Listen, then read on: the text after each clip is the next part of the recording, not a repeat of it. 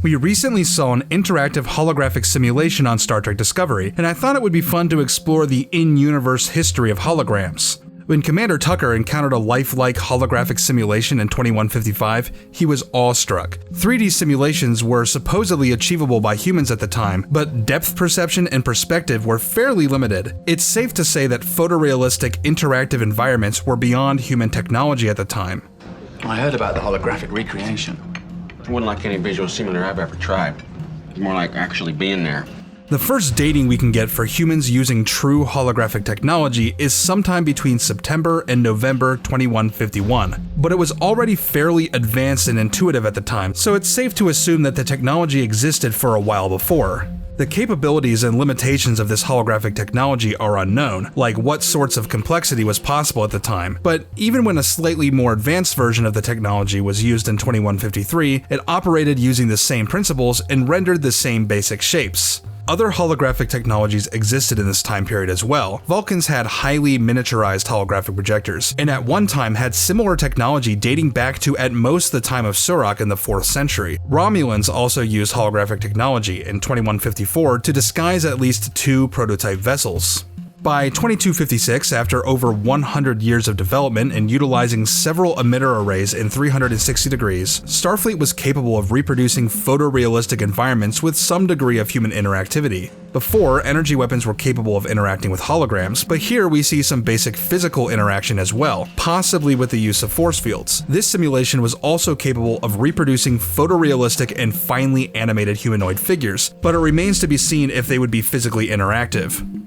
Also around this time, we see the fairly regular use of holographic projections for real-time communication. These images were not solid and experienced frequent interruptions and signal distortions, but were possibly the result of fusing real-time parametric scans with simple holographic projectors, both technologies that existed 100 years earlier. Klingons would also use similar technology, which they would use at least through 2293. Here, there's also some evidence that the Federation was still using this technology, or at least facilitating it. In order for the Klingons to get a holographic image of the Federation president, such an image would need to be captured from the president's office. This sort of holographic communication would also be seen used by other cultures. For instance, in 2267 on the planet Beta 3 in star system C111, Spock and Kirk appeared familiar with the technology, and Kirk was only really impressed that there was no visible holographic projector. Projection kit. Unreal. But beautiful, Mr. Spock, with no apparatus at this end. As far as Starfleet using holographic technology in this era, we could mention viewscreen technology. In the 2360s and the 2370s, viewscreens used holographic technology to simulate true 3D images, but it's unknown if viewscreens at this time utilized similar methods. However, the introduction of lifelike simulations within a viewscreen could easily explain the transition from windows to fully enclosed bridges. But the only confirmed use of Starfleet holographic technology in this era would be in 2270, inside the recreation room of the USS Enterprise. This room was capable of producing photorealistic environments with a high level of physical interactivity. The room could introduce sudden changes in elevation and weather conditions, but the interactivity of environments was limited to the confines of the room itself, the implications being that if you walked in a straight line, you would find the wall eventually.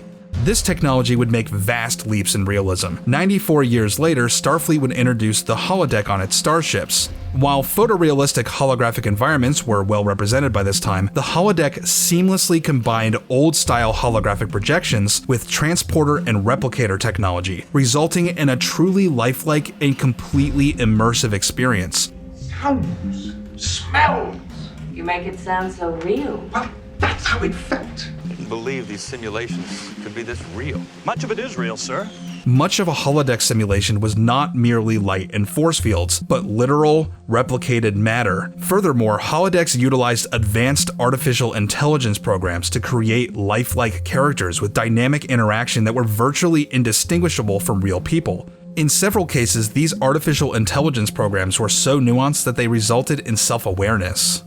In the 2370s, holographic technology had progressed to the point where lifelike holographic programs could be projected outside of highly specialized rooms. Now, a room only needed to be outfitted with specialized projectors. Holographic communication had likely fallen out of favor up to this point due to its low fidelity and relatively low benefit-cost ratio. But as the technology improved, old concepts could finally be realized as originally envisioned. Now it was like literally standing in the same room as another person, and the illusion was seamless. Within a short period of time, this sort of projection was possible throughout a complex space, which was utilized in the development of a fully interactive artificial intelligence emergency medical hologram. Starships using the EMH originally only equipped sickbay with holo-emitters, but later starships implemented this technology throughout entire ships, notably on the USS Prometheus.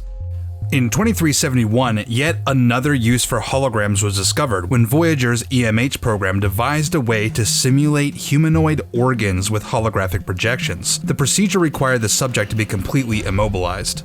In the next year, Voyager's EMH devised a method for communicating with comatose patients through holographic means, which, now that I think about it, could also be used as a temporary option for patients immobilized with holographic organs. These major breakthroughs ought to have profound impacts on medical treatment, but due to a lack of data past this point, it remains to be seen how they might be used and expanded on. And that's as far as we know. Holographic technology is familiar to every era, but it experiences huge leaps over time in its reproduction of reality. I hope you've enjoyed a fairly comprehensive survey of the progression of holographic technology in the Star Trek universe. Let me know if there's anything that I missed, or if you have any ideas of what I should look at next. Be sure to share with your friends, and subscribe to see more content like this in the future. Thanks for watching, and I'll see you next time.